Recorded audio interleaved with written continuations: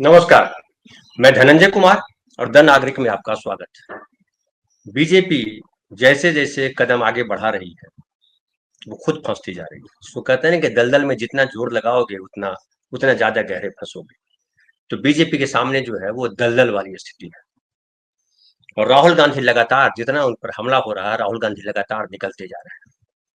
राहुल गांधी की छवि बदलती जा रही है। राहुल गांधी को लेकर के ये आम जनमानस में ये भाव बनता जा रहा है कि राहुल गांधी जो है उनका जो सोचना है, उनकी जो जिद है या वो जो चाहते हैं वो संविधान को जिस तरह से आगे करके चल रहे हैं और संविधान को जिस तरह से पकड़ करके वो बात कर रहे हैं, वो केवल बात नहीं कर रहे हैं बल्कि उस बात पे जनमानस को तैयार कर दे रहे हैं।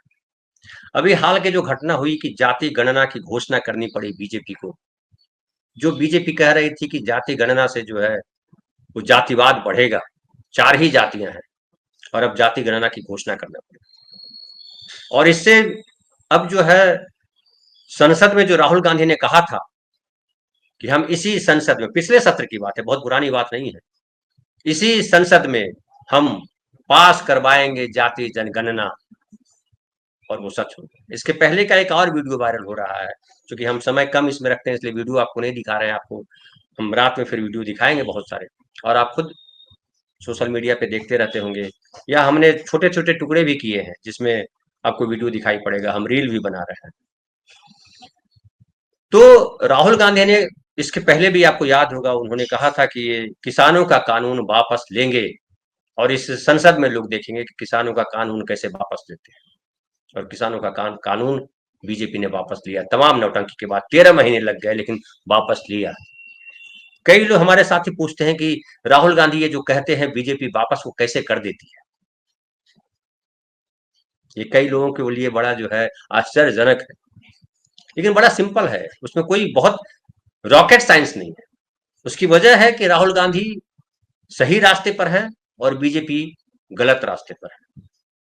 राहुल गांधी सही रास्ते पर कैसे हैं, इसको ऐसे समझिए कि राहुल गांधी ने संविधान को जो पकड़ा है, संविधान हमारे देश का सही रास्ता है।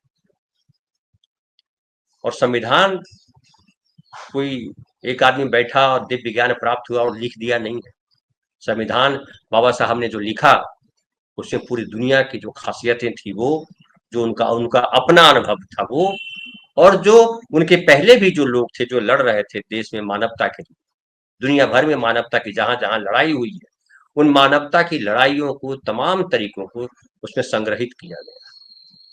और इसलिए मैं बार बार जिक्र करता हूं प्रियम्बल का, कि प्रियम्बल में जो लिखा हुआ है, मैं अब ये भी सोच भी रहा हूं कि प्रियम्बल रोज मैं दिखाऊं। प्रियम्बल में जो 5 तत्व हैं मूल तौर पर, न्याय, स्वतंत्रता, समता, बंधुत्व और व्यक्ति की गरिमा, वो सीढ़ियां हैं। और व्यक्ति की गरिमा जो है वो मंजिल है जहां हमको पहुंचना है। कि हर व्यक्ति की गरिमा है, हर व्यक्ति का सम्मान है, हर व्यक्ति का जीवन है, हर व्यक्ति का अपना उसकी उड़ान है। इसका पहला कदम न्याय है, कि जब समाज न्याय पे चलेगा तो स्वतंत्रता मिलेगी सबको। जब स्वतंत्रता मिलेगी तो समता आएगी, और जब समता आएगी तो बंधुत्व बढ़ेगा, भाईचारा बढ़ेगा, और जब भाईचारा बढ़ेगा तो व्यक्ति की गरिमा बनेगी। ये स्टेयर्स हैं। कई लोग कह रहे हैं कि आपके चैनल पे जो आप बात करते हैं वही बात आगे आकर के पॉलिटिकल पार्टी कर रहे हैं या लोग कर रहे हैं, ऐसा क्यों हो रहा है? कई लोग हमको फोन करके भी कह रहे हैं, मिलते हैं रास्ते में, बहुत लोग मिलने लगे हैं जो पहचानते हैं, कह रहे हैं आप तो धनंजय हैं, द नागरिक पे आप जो है आते हैं और दूसरे चैनलों पे भी आते हैं, वो डीबी लाइव का भी जिक्र करते हैं, 4 PM का जिक्र, द पब्लिक इंडिया का जिक्र करते हैं, और ऐसे तमाम फोन आते रहते हैं। आप लोग तो लगातार जुड़ ही जाते हैं हमेशा।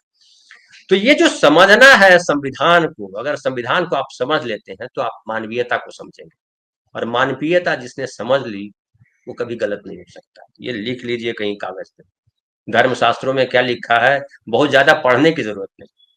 और इसलिए मैं हमेशा कहता हूं कि संवेदना जो है सबसे जरूरी तत्व है, उसको पकड़िए। जिस बात से आपको दुख होता है उसी बात से दूसरों को दुख होगा। और ये दुनिया जो है मुझसे नहीं बनी है, दुनिया मैं और आप दोनों मिलाते हैं, सबसे बनी है दुनिया। तो ये जो 5 लेयर है, पहला न्याय, सामाजिक, आर्थिक, राजनैतिक न्याय, दूसरा है स्वतंत्रता, तीसरा है समता, चौथा है भाईचारा, और पांचवा है व्यक्ति की गरिमा। व्यक्ति की गरिमा तक समाज को पहुंचना है, पूरी दुनिया के मानव समाज को पहुंचना है। जिस दिन मानव समाज व्यक्ति की एक व्यक्ति की गरिमा तक पहुंच गया, उस दिन सही मायने में धरती स्वर्ग हो जाएगी। जो स्वर्ग की परिकल्पना है वो कहीं तीसरा लोक नहीं है जो शास्त्रों में लिख दिया गया है, और जिसको लिखा तो अलग तरीके से गया है, मैं बोलूंगा उसमें भी गलत नहीं, लेकिन उसकी व्याख्या बहुत गलत है। ये जो धर्माचार्य जो व्याख्या करते हैं वो झूठी व्याख्या करते हैं, गलत व्याख्या करते हैं। सही व्याख्या ये है कि इसी धरती पे सब है, इसी जन्म में सब है। और हमारी जो ये जो यात्रा है, हमारी यात्रा जो है, हम मरते हैं, जीते हैं, हम फिर से पुनर्जन्म लेते हैं, ये सब भी फालतू की बातें हैं। हमारा पुनर्जन्म दरअसल हमारी संतान है, हमारे बाद की पीढ़ी है, हमारी बाद की पीढ़ी ही हमारा पुनर्जन्म है। तो हम बार बार जन्म लेंगे और हमको पहुंचना है उस जगह पे जहां व्यक्ति की गरिमा सबसे ऊपर होगी, सबसे महत्वपूर्ण हो जाएगी। आज हमारे देश में व्यक्ति की क्या हैसियत है? कल देखिए टिकैत जी की पगड़ी उछाल दी गई। वो देखिए, कल मैंने रात में प्रोग्राम किया था जिसमें जो शैला नेहा है उसने कितनी बड़ी जबरदस्त बात करी। अभी मैं एक पाकिस्तान का वीडियो देख रहा था, दो लड़ रहे हैं, दो पत्रकार गाली गलौज कर रहे हैं आपस में। कि पूरी दुनिया में ये चेतना आ रही है कि ये जो युद्ध होते हैं, ये जो देशों का झगड़ा है, ये दरअसल गरीबों को मारने के लिए है, गरीबों का हक छीनने के लिए। किसी भी देश की सत्ता जो आज काम कर रही है उसको आम आदमी से, अपने देश के आम लोगों से फर्क नहीं पड़ता है, लेना देना उसका नहीं है। अमेरिका को भी लेना देना नहीं है, चीन को भी लेना देना नहीं है, और हमारा देश तो महान देश है, क्या कहें। आप एक गौर कीजिए कि कहा कि पाकिस्तान ने भी कहा कि हम बॉर्डर बंद कर देते हैं, हिंदुस्तान ने भी कहा बंद कर देते हैं, आप नागरिक उधर जाओ, आप नागरिक उधर जाओ। परेशानी किसकी हुई? नागरिकों की परेशानी। जो लोग यहाँ शादी ब्याह में आए थे, जो बच्चे माँ से बिछड़ गए, उनको जाना पड़ा माँ। ये क्या है? आम आदमी को त्रास। इससे क्या, आतंकवादी जो मार के गए उन पर क्या असर पड़ा इससे? कोई मुझे समझाए। वो जो 5 आतंकवादी थे, वो चाहे देश के थे या देश के बाहर के थे, पकड़ना काम किसका था? सरकार का काम था। सरकार ने नहीं पकड़ा। एनआईए की बात कल मैंने की थी। एनआईए की जांच में क्या निकल के आया? वही ढाक के 3 पात। सवाल है कि ये चूक हुई क्यों? मूल सवाल ये है जिससे भागना चाहती बीजेपी, और पहलगांव पे चर्चा करने के बजाय जो विनय नरवाल की पत्नी है हिमांशी नरवाल, उसको गालियां दे रहे हैं ट्रोलर्स। और यही ट्रोलर्स है जो नैनीताल में मुसलमानों की दुकानों में तोड़-फोड़ कर रहे हैं कि मुस्लिम ने एक हिंदू लड़की का बलात्कार किया। पुलिस ने उसको पकड़ लिया, लेकिन वो गुंडाई कर रहे हैं। वही लोग जो राकेश टिकैत पे हमला कर रहे थे और कह रहे हैं कि ये जो नरेश टिकैत ने बोला है, राकेश टिकैत के भाई ने, कि आप पानी बंद कर दोगे, इससे पाकिस्तान के किसान परेशान होंगे, वो भूख से मरेंगे, ये गलत है। इसमें क्या गलत बोला? पाकिस्तान के किसान ने आकर के अटैक किया भारत में? क्या भारत में कोई एक जात का आदमी रेप करता है तो पूरी जात बदनाम उसको करेंगे कि इस जात को भगा दीजिए? हमारे बिहार में ढेर सारे नरसंहार हुए, एक एक रात में 63 लोगों को मार दिया गया। तो क्या उस जाति के, जिन जाति के लोगों ने मारा, उसका बाइकआउट कर दिया कि इसको उठा करके समुद्र में फेंक दो? या उस गांव के जो लोग थे, जिस गांव के लोग थे, उन लोगों को सबको घेर करके गोली मार दी गई? ये जाहिलियत जो है, सुख सुख की बात है, खुशी की बात है कि इससे लोग निकलने लगे, लोगों को समझ में आने लगा है कि ये धंधा करते हैं, ये हमारा वोट लेते हैं और ये हमको बरगलाते हैं, ये कारपोरेट कंपनियों के साथ खड़े रहते हैं। ये देश को समझ में आ गया, राहुल गांधी को भी ये समझ में आया। इसलिए मैंने आज जो रखा है कि राहुल गांधी ने नया एजेंडा सामने रख दिया। नया एजेंडा ये है कि कल जो कहा कि प्राइवेट संस्थानों में भी आरक्षण देना होगा, ये जो है बहुत जरूरी बात राहुल गांधी ने की है, कांग्रेस पार्टी ने की है। और कांग्रेस पार्टी में इसलिए नहीं बोलता हूं कि जब ये जो परिवर्तन आ रहा है वो राहुल गांधी की वजह से आ रहा है। कांग्रेस पार्टी में आज भी ढेर सारे लोग, जो शशि थरूर जैसे लोग छुपे हुए हैं, जिसको मोदी जी निशाना साधते हैं। कल आपने देखा होगा कि केरल जब गए मोदी जी, तो सबको तो हाथ जोड़ करके प्रणाम किया, और शशि थरूर को हाथ भी जोड़ा, और जो है शशि थरूर से हाथ भी मिलाया। और शशि थरूर लगातार ऐसी बात करते हैं जो कांग्रेस के खिलाफ बात जाती है। और ये ढुलमुल वाले लोग जो है कांग्रेस में भी भरी पड़े हैं, जिसको स्लीपर सेल कहते हैं। तो बड़ा क्लियर है, कुछ छुपा हुआ नहीं रहा। अब 11 साल में नरेंद्र मोदी जी ने बीजेपी को स्पष्ट कर दिया, आरएसएस को क्लियर कर दिया कि आरएसएस बेसिकली चाहता क्या है। राहुल गांधी ने भी क्लियर किया है। कि संविधान को बचाना होगा, संविधान के साथ चलना होगा। और जो मैंने 5 तत्व की बात कही, व्यक्ति की गरिमा तक पहुंचना है, यही सरकार का, जो भारत की सरकार है, जो भारत के जनमानस की सरकार है, जो भारत की अस्मिता की सरकार है, यही है। नेहरू ने यहीं से शुरुआत की थी। बाबा साहब अम्बेडकर ने जो संविधान बनाया और कहा कि हर नागरिक बराबर है, कहा कि हमको व्यक्ति की गरिमा तक पहुंचना है, नेहरू ने उसकी शुरुआत की थी। नेहरू ने इसीलिए आरएसएस को बैन नहीं किया था, नेहरू ने इसीलिए किसी को दुश्मन नहीं माना था, नेहरू ने इसीलिए सबके साथ जो है संवाद किया था। चीन के साथ भी संवाद करने की कोशिश की, क्योंकि पड़ोसी है, पड़ोसी हो कोई कुछ और हो। नेहरू ने इसीलिए जो है गुटनिरपेक्ष आंदोलन या गुटनिरपेक्ष देशों का एक संगठन खड़ा किया था, ताकि पूरी दुनिया जो है वसुधैव कुटुंबकम के रास्ते पर चले। जब प्रधानमंत्री नरेंद्र मोदी वसुधैव कुटुंबकम का झूठ मूठ का नारा देकर के आते हैं तो बड़ा धन्य हो जाता है मीडिया, गटर मीडिया। लेकिन नेहरू जो है इसी पे चल रहे थे, इसीलिए कहा था कि पूरी दुनिया को हमको ये सोचना होगा, मानवीयता की बात करनी होगी। और इसीलिए बात आती है कि लाख कोशिश करता रहा हिटलर मुसोलिनी मिलने के लिए, मुसोलिनी तो खास करके नेहरू से मिलने के लिए, नेहरू मिले नहीं। इतिहास पढ़िए, आपको पता चलेगा। हम इस पर भी बात करेंगे, हम प्रोग्राम शुरू करना चाह रहे हैं, उस तरीके का प्रोग्राम बहुत जरूरी है शुरू करना। लेकिन चूंकि इसमें नुकसान जो है हमारे देश का है, हमारे बच्चों का भविष्य का है, इसको मैं जातियों से नहीं देखता हूँ, धर्म से नहीं देखता हूँ, इसको मानवीयता से देखता हूँ। और पूरा समाज, एक संस्कृत का बड़ा बढ़िया श्लोक है, मैं उसको हमेशा बांध के रखता हूँ। विद्या ददाति विनयम, विनया दयाति पात्रताम, पात्रताम धर्मापनोति, धनात धर्मम ततः सुखम। 5वीं 6वीं 7वीं क्लास में मैंने पढ़ा था, लेकिन मुझे याद है आज। और मैं बड़ा गूढ़ मानता हूँ उसको, कि विद्या से, ज्ञान से विनयशीलता आती है। आप नम्र होते हो, आप दूसरे का सम्मान करना सीखते हो। जब आपको विद्या आती है तो समझ में आता है कि ये दुनिया केवल मुझसे नहीं है, दुनिया में सब मिले हैं तो दुनिया है। इसलिए पशु पक्षियों के प्रति भी प्रेम का भाव हमारी संस्कृति में। ये चींटियों को जो आटा देते हैं, जो वो ढोंग नहीं है, वो उसके प्रति सम्मान है, उसको भी जिंदा रखना चाहते हैं। सांप को तो दूध पिलाने की बात है, हालांकि वो ढकोसला है, लेकिन सांप को दूध पिलाने की बात है, मतलब सांप को भी हम चाहते हैं कि जिंदा रहे, क्योंकि वो जहर जो है हमारी सृष्टि में, जो जहर है जो हम आप सब पैदा करते हैं, उसको वो सोखता है। वो कल्पना है। इसीलिए पंचतंत्र की कहानियां पढ़िए, आप उपनिषद की कहानियां पढ़िए। हमारे शास्त्रों में तमाम वो बातें, आज अपनी समय वही बात कर रहा था कि हमारे शास्त्रों में तमाम वो बातें लिखी हैं जो मानवीयता के लिए जरूरी है। हमने खोज नहीं की, हवाई जहाज नहीं बनाया, पुष्पक विमान की लेकिन कल्पना की। और जो हमने इंसानों को पढ़ना सीखा, ये सबसे बड़ी बात है। और उसमें इंसानों को पढ़ना सीखा और फिर इंसानों को हमने जो है थकिया दिया और कहा कि अस्पृश्य है, ये जो गड़बड़ाया, ये जो मनुस्मृति आई। आजादी के समय भी जब संविधान लागू हो रहा था तो आरएसएस भी यही बात कर रहा था कि हमारे पास मनुस्मृति है, हमको क्या जरूरत है संविधान की। लेकिन चूंकि हमारे देश के लोग हमारी संस्कृतियों को से वाकिफ थे, कचरा से नहीं, संस्कृति के साथ अब संस्कृति भी जुड़ी हुई है, इसको भी समझना जरूरी है। अच्छाई के साथ बुराई जुड़ी हुई है, प्रकाश के साथ अंधेरा जुड़ा हुआ है। हम किस तरफ खड़े हैं? हम कुंठा में जब होते हैं तो अंधेरे में फंस जाते हैं, और हम जब स्वप्न में रहते हैं, सबका भला चाहते हैं, सर्वे भवन्तु सुखिनः सर्वे सन्तु निरामया सर्वे भद्राणि पश्यन्तु मा कश्चित् दुःखभाग् भवेत्। जब सबका भला चाहते हैं तो हम उजाले की तरफ आते हैं। तमसो मा ज्योतिर्गमय अप दीपो भव, जो महात्मा बुद्ध ने कहा था। तो ये तमाम चीजें जो है वो हमारे समझने के लिए, केवल ये के लिए नहीं, ये आत्मसात करने के लिए। और संविधान में ये तमाम बातें शामिल है।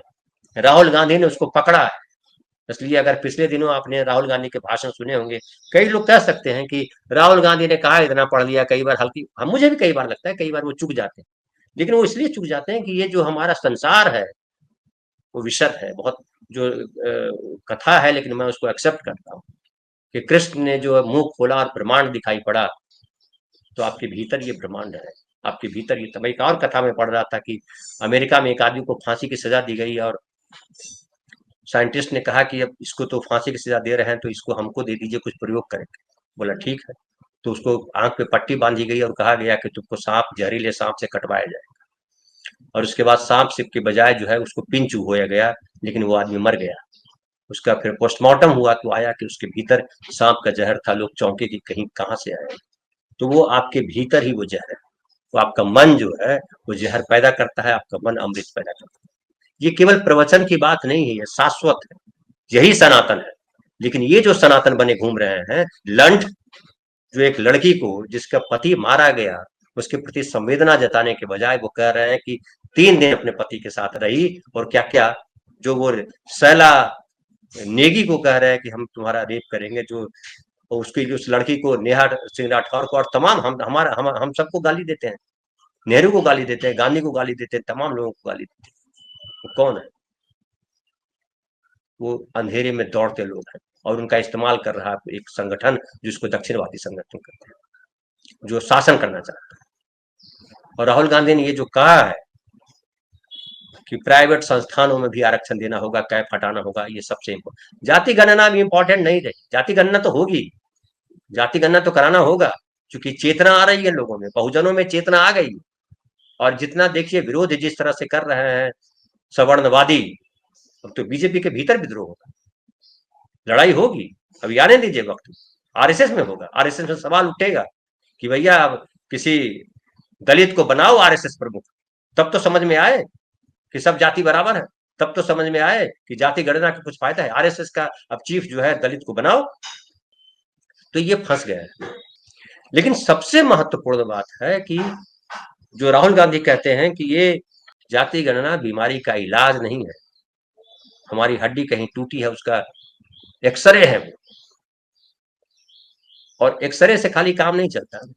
एक्सरे कब कराते हैं? जब हमको पता हो जाता कि हाँ मेरा हाथ पैर कहीं टूट गया। सोनोग्राफी कब कराते हैं? जब हमको लगता है कि हमारे शरीर में कोई तकलीफ है, हमको जब तकलीफ का एहसास हो जाते हैं तो सोनोग्राफी कराते हैं। लेकिन सोनोग्राफी इलाज नहीं है, सोनोग्राफी के बाद तुरंत डॉक्टर दवा लिखता है, सर्जरी बोलता है या जो भी बोलता है। तो क्या बीजेपी के पास वो प्लान है? नहीं। बीजेपी के पास अगर प्लान होता, जो मैंने कल कहा था, फिर दोहरा रहा, अभी स्पेशल सत्र बुलाती बीजेपी और कहती कि ये कैप जो 50% का है वो हटाते हैं, और जहां जहां जनगणना हुई वहां वहां हम आरक्षण आज से लागू करते हैं, ये संविधान में परिवर्तन करती। बिहार में बीजेपी को करना चाहिए, बिहार में चुनाव है, चुनाव जीत भी लेगी अगर ये करेगी तो। क्या बीजेपी ये करेगी? और उससे भी आगे, जो 50% का कैप हटाने के बाद प्राइवेट संस्थानों में, कल मैं एक बात नहीं कर पा रहा था कि बीपी सिंह ने नौकरियों में तो बात की थी, लेकिन अर्जुन सिंह जो कांग्रेस के नेता थे, 2004 में जब सरकार आई, मनमोहन सिंह जी की यूपीए की सरकार आई, तो 2006 में जब मानव संसाधन विकास मंत्री थे तो उन्होंने शिक्षण संस्थानों में आरक्षण को लागू करवाया। कांग्रेस क्या की? कांग्रेस आरक्षण के खिलाफ है, कांग्रेस वाले भी पता नहीं क्यों भूल जाते हैं, मुझे नहीं समझ। लेकिन अर्जुन सिंह का जो सहयोग, वो योगदान भुलाया नहीं जाना चाहिए। अर्जुन सिंह सवर्ण थे, लेकिन कोई मजबूरी में उन्होंने नहीं किया था, बहुत जबरदस्त नेता थे।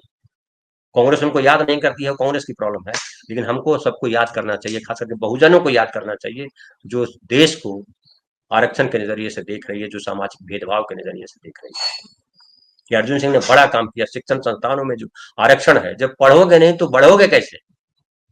तो जब कॉलेज में आपकी एंट्री ही नहीं होगी तो आरक्षण में, नौकरियों में आरक्षण लोगे कैसे? दरवाजा बंद है और घर में जो है दही चूड़ा खा रहे होगे, कैसे खाओ? घर में पहले घुसोगे तो। और घर घुसने का पहला चरण है वो शिक्षा है। वो अर्जुन सिंह ने, वो कांग्रेस पार्टी के नेता थे, यूपीए गवर्नमेंट थी जब शिक्षा में आरक्षण को लागू कराया। अभी बनारस हिंदू यूनिवर्सिटी में आपको याद होगा, अभी एक लड़के ने, दलित लड़का था जिसको नहीं दिया जा रहा था पीएचडी में एडमिशन, तो धरना प्रदर्शन किया, लोग गए और फाइनली एडमिशन मिला उसको। एक और लड़की जो है धरना प्रदर्शन में बैठी हुई है, उसको भी नहीं दिया जा रहा, पिछड़ी जात की लड़की। ये क्या है? ये जो शिक्षा में शिक्षा महंगा कर रहे हैं, क्या है? ये आरएसएस की चाल है कि महंगी हो जाएगी शिक्षा, बहुजन पढ़ेंगे ही नहीं, पढ़ेंगे तो नौकरी क्या मांगोगे? खा झूठी डिग्रियां पकड़ दो, झूठी डिग्रियों से नौकरी नहीं मिलती है। डिग्री तो है एंटायर पॉलिटिकल साइंस की डिग्री, लेकिन जो जो चेतना है वो सच्ची पढ़ाई करने से मिलती है। और वो सच्ची पढ़ाई क्या है? सच्ची पढ़ाई ये है कि आपको मानवीयता का पाठ पढ़ना है, हमको सबको बराबर नजर से देखना है, ये सबसे इंपॉर्टेंट बिंदु है। और राहुल गांधी ने जो ये जो छेड़ा है, लड़ाई अभी बहुत आगे जाने वाली। और मैं इसका श्रेय जो है अनिल जय हिंद भाई को भी दूंगा कि अनिल जय हिंद भाई जब से जुड़े हैं कांग्रेस के साथ डॉक्टर अनिल जैन। हमारे चैनल पे अगर आप पुराने दर्शक हैं तो आपको पता होगा, पुराने बहुत लंबे समय से जब से हमने शुरुआत की है तब से आप देख रहे हैं, तो आपको पता होगा कि डॉक्टर अनिल जैन हमारे चैनल पे रेगुलर आया करते थे। और जब से वो कांग्रेस में जुड़े तब से चूंकि उनकी व्यस्तता उधर हो गई, हमने भी कहा कि आप कांग्रेस में चले गए हैं तो आप जो है, जब हम किसी पार्टी के प्रवक्ता को तो हम बुलाते नहीं है, किसी पार्टी के नेता को उस तरह से बुलाते नहीं है कि आप अपनी पार्टी का पक्ष रखिए। हम मुर्गा नहीं लड़ाते, हम मुद्दे पे सही सही चर्चा करते हैं, चर्चा करना चाहते हैं, और बड़ा साइंटिफिक तरीके से, बड़ा मानवीय। साइंटिफिक मतलब क्या होता है? मानवीय तरीका। और मानवीय तरीका ही क्या है? कल मैं एक चैनल पे बैठा हुआ था, वहां पे आरक्षण को लेकर के बात चल रही थी। लड़के ने कहा कि आरक्षण, लेकिन सर जो गरीब है उसका भी तो ध्यान रखना पड़ेगा। आरक्षण में गरीबी का ध्यान नहीं है, आरक्षण में सामाजिक भेदभाव का ध्यान है। जो जाति के नाम पर आप प्रताड़ना है, जो जाति के नाम पे आपको प्रिविलेज है, इसके अंतर को पाटने के लिए आरक्षण है।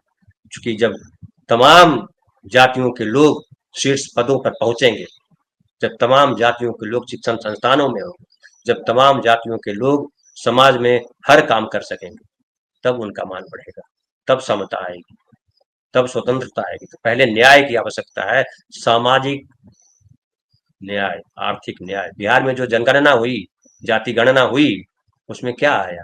उसमें आया कि शिक्षा का घोर अभाव है शहरों में, दलित जातियों में शिक्षा का घोर अभाव है, डिग्री होल्डर बहुत कम है। सवर्णों में ये नहीं आया, सवर्णों में बहुत कम प्रतिशत है जो डिग्री होल्डर नहीं है। संपत्ति का अगर वैसे ही देख लीजिए तो जो सवर्ण है उनके पास संपत्ति बहुत ज्यादा है, जो पिछड़े हैं, जो दलित हैं, उसमें संपत्ति है नहीं। अमीर गरीब का जब खांचा बनाएंगे तो आपको ये बनाना पड़ेगा कि जो संपत्ति है वो है किसके पास? क्या वो दलितों के पास संपत्ति है? जो राहुल गांधी अक्सर कहते हैं कि जो बंटवारा करते हैं, जो पैसों का बंटवारा करने वाले जो सेक्रेटरी हैं, जो सरकार की जो योजनाओं का जो बंटवारा करते हैं, वो कौन है? वो सवर्ण है। सारे सवर्ण जो है वो सवर्णवादी नहीं है, लेकिन जो सरकार की नीतियां होती है और सरकार की नीतियां बनाने वाले जो लोग हैं, उसमें अगर सवर्णवादी लोग घुस जाते हैं तो फिर वही होता है कि पुलिस तमाशा देखती रहती है और एक आदमी पिट जाता है। अगर सरकार सही होगी तो पुलिस के सामने किसी की हैसियत नहीं है कि कोई किसी को भीड़ बन करके पीट दे। जो भीड़ जो पीट रही है, जो मुसलमानों के दुकान तोड़ रही है, जो दलितों के घर पे हमला कर रही है, जो रामजी सुमन को गालियां दे रही है, भीड़, तो भीड़ सरकार की मर्जी से। सरकार अगर चाह लेगी कि नहीं तो नहीं। एक होता है कि सबको साथ लेकर के चलना, संतुलन बनाना, और एक होता है कि सत्ता में है तो हम जो है जो चाहेंगे कर देंगे। जो सत्ता में है जो चाहे कर देंगे वो तो किया जा सकता था, तुर्की इसका बड़ा उदाहरण है। लेकिन जब सत्ता में हटेंगे आप, आज नहीं कल नहीं परसों, तो दूसरा आएगा वो फिर उल्टा कर देगा। तो सत्ता से नहीं बदलना है, बदलना है जनमानस से। जनमानस जब तक नहीं बदलेगा तब तक संविधान लागू नहीं होगा। तो जनमानस को बदलना है। नेहरू ये समझ रहे थे, ये बड़ी गूढ़ बात है, जिसको नेहरू को जो जानते हैं वो इस बात को समझते हैं। और आप तमाम लोगों का धन्यवाद।